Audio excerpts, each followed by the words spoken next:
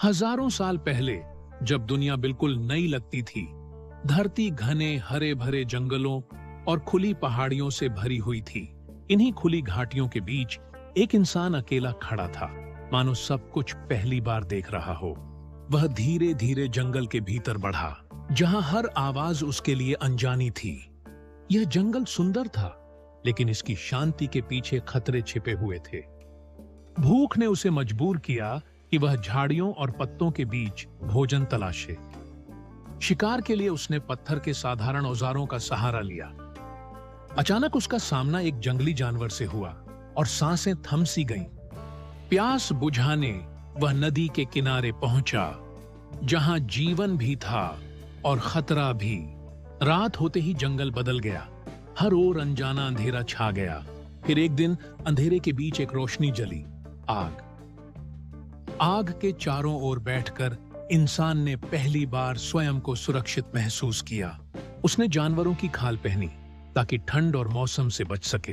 ये कपड़े केवल पहनावा नहीं थे, बल्कि जीवन जीने का एक तरीका थे।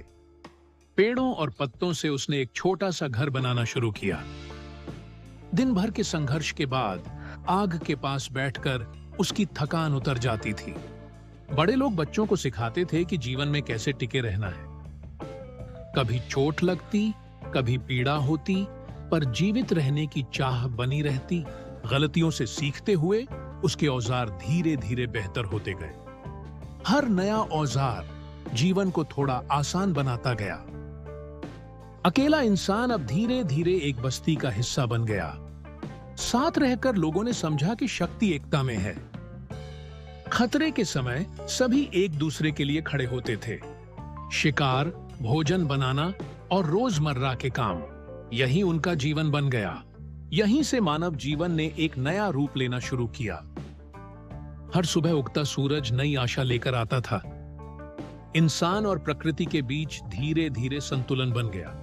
समय बदलता गया, लेकिन यह कहानी आगे बढ़ती रही। पुराने जंगल से नई दुनिया तक का सफर शुरू हो चुका था। आज का इंसान उसी कहानी को याद करता हुआ खड़ा है। समय ने बहुत कुछ बदल दिया, पर प्रकृति अपनी जगह बनी रही। यह कहानी केवल अतीत की नहीं है, यह हमें याद दिलाती है कि हमारा रिश्ता आज भी प्रकृति से जुड़ा हुआ है।